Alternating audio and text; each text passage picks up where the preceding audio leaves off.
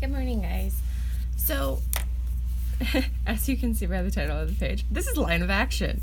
And what it is it's basically giving you the direction and action of the pose, and most of the time it is through the spine. Actually, it's generally always through the spine because human bodies and any body that is tangible has movement through the spine. So, there's the head, and then the overall swooping action. So it'll be 2 to 3 lines with just swooping direction, and that'll give you, let's build him up.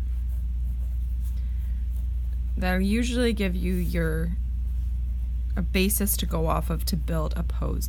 Most of the time, this is used, especially when you're doing dynamic posing, but it can be used with stationary poses as well. It's a really, really great tool to get your poses a bit more dynamic, 1, and 2, to make them feel natural, because you're using, yeah, I'll do one here.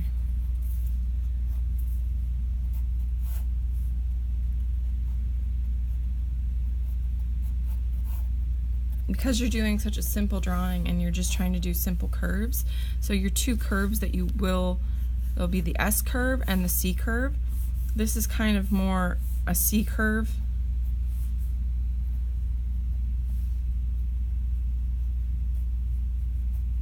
I always screw this up. So, kind of a C curve, sitting there holding a phone or a coffee or something. Or a very weird S curve. But what this does is it gives you a starting point for your pose so that you can start building the pose on top of this like weird little curvy stick man.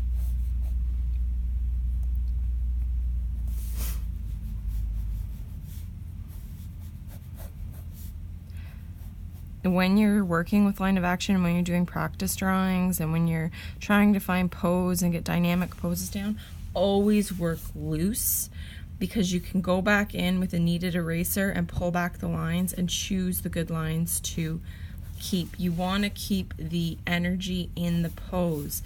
A lot of times, that's like so wrong. Sorry, a lot of times I'll find people will stiffen up their poses, and you can even do line of action and use shape, like,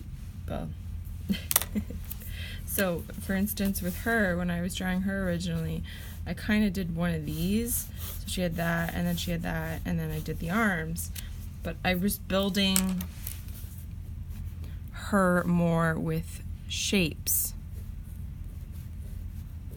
I have a really cool book. It's from Japan. I want more from the series. I just have to remember what book I actually have. And it gives you like different action lines. I think I might bring it out. I have it at home. Otherwise, I'd have it here with me. I'll bring it out and I'll show you guys some drawings from it. And these drawings really help with this because it gives you the line of action. It shows you how to build. It's in Japanese, that's the only problem with it, but it's such a wonderful book. Most of my books right now, like all of my good books I've been buying lately, if they are not from 3D Total Publishing, are Japanese, because they have a monopoly on art books. Like, it's such a large part of their culture. I haven't looked at any Korean books yet, but I know they also have a very large comic culture. It's just the ones I know of are Japanese books. Yeah. I'm such a bum for that stuff. Anyways, so hopefully this gives you a little bit of something to play with for line of action. Definitely just practice. Use your sketchbook. Practice figures, practice forms, practice doing like little heads and then doing a squiggle line and trying to get the action in.